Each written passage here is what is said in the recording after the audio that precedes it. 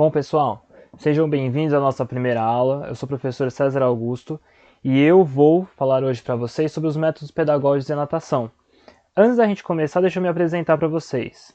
Eu sou formado em Educação Física pela FEFISA, sou pós-graduado em Natação, Atividades Aquáticas e Psicopedagogia.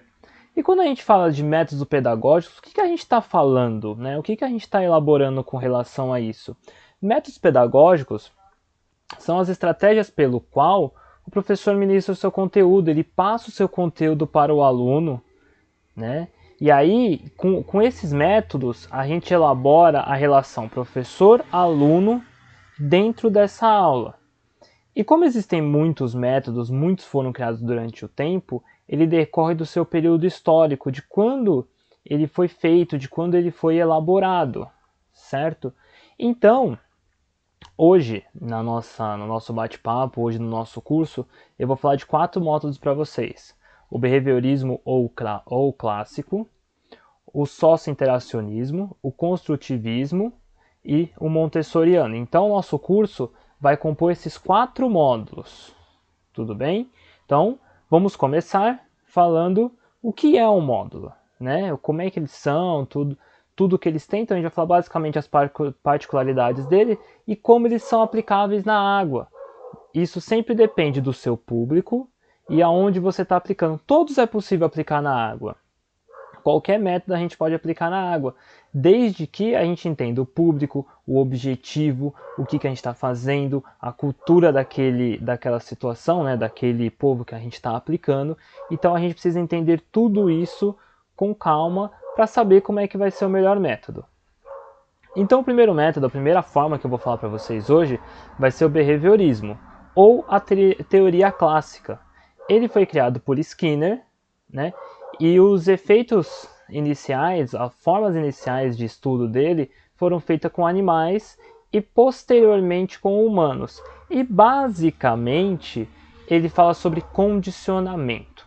Então o Skinner, na sua pesquisa, quis falar sobre como condicionar.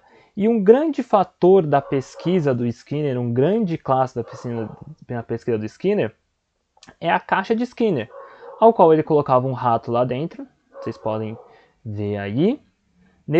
Nessa parede da esquerda de vocês aí no rato, tem uma chave de comando, um botão de comando.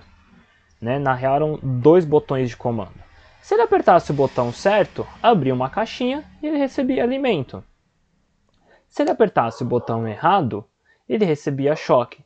Então essa é a primeira fórmula que a gente começou a entender, de fato, como a gente poderia condicionar alguém, adestrar alguém, ensinar alguém.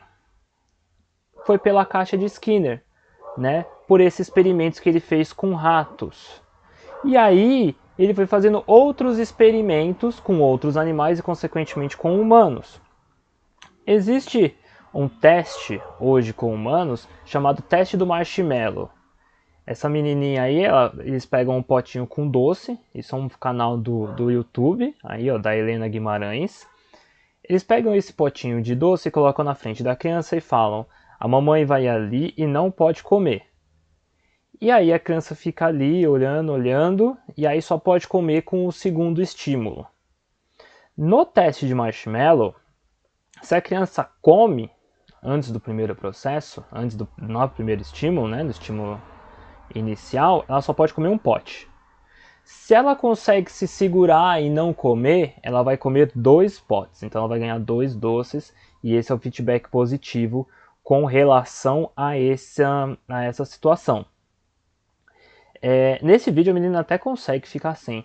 Então o teste de marshmallow, ele mostra que existe um estímulo e a criança é condicionada àquilo, a não comer.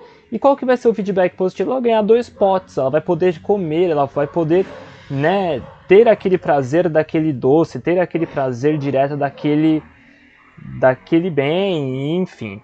Então, quando a gente fala de teoria clássica, a gente fala basicamente de estímulo e resposta.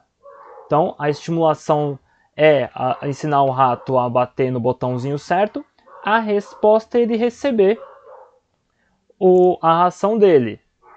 E, consequentemente, existe um esforço positivo. Se ele bateu certo, ele recebe o que ele quer. Se ele bate errado, consequentemente, ele também recebe um choque, recebe um som alto, enfim. Nessa teoria, a gente leva em consideração que o aluno é uma tábula rasa. Ou seja, nós, professores, nós, educadores, nós que condicionamos o indivíduo, é que detemos todo o conhecimento. Nós somos o conhecimento para ele. Então a gente passa tudo. Ele não tem nada para nos oferecer. A gente tem tudo para oferecer para ele. E, consequentemente, por ele ser uma tábula rasa, ele não participa da criação. Ele não é um ser criador. Ele não está ali para participar da aula. Ele está ali justamente para receber o estímulo. O estímulo é esse, você vai receber e você vai ter uma resposta positiva ou não, certo? E aí vem a grande questão, né? E quando a gente fala sobre isso, aí ó, essa figurinha mostra muito bem. Como é que a gente vai estimular várias pessoas diferentes com o mesmo estímulo? Essa figurinha mostra vários animais e a prova é muito simples. É uma prova justa, aqui, segundo o professor, né? Quem conseguir subir na árvore, né, faz a prova, consegue bem na prova. Mas só o macaquinho vai conseguir subir na árvore. Os outros animais não têm condições de subir na árvore. Provavelmente a cobra consiga, ou a borboleta, mas os outros não vão conseguir. Esse é um dos grandes pontos, esse é um dos grandes problemas do behaviorismo. Ele quer tratar todo mundo como igual, todo mundo como tábula rasa. E as pessoas não são iguais. E aí, quando tem esse esforço positivo, o rinoceronte, o leão, o elefante não vai ter, porque ele não consegue subir na árvore. Então esse é o grande problema do behaviorismo hoje. E como é que a gente vai usar ele lá na prática, lá nas nossas atividades aquáticas? O behaviorismo pode ser usado por refino técnico. Então, quando eu mostro para vocês aí essa imagem da alavanca do nado crawl, isso daí é basicamente behaviorismo. Ó, você vai fazer assim e ponto final. Não tem muito o que falar. Se você conseguir executar, você vai receber um feedback positivo. Ó, parabéns, legal, você conseguiu fazer. Se não conseguir, vai ter que executar de novo. Então, o behaviorismo dentro da educação aquática, dentro das atividades aquáticas, a função dele é refinar o movimento. Eu mostrei aí com o braço do crawl como exemplo, mas tem os outros. Todos os refinos de movimento, toda essa parte técnica, é o behaviorismo que vai criar, é o behaviorismo que vai responder por nós. E basicamente ele está presente no treinamento.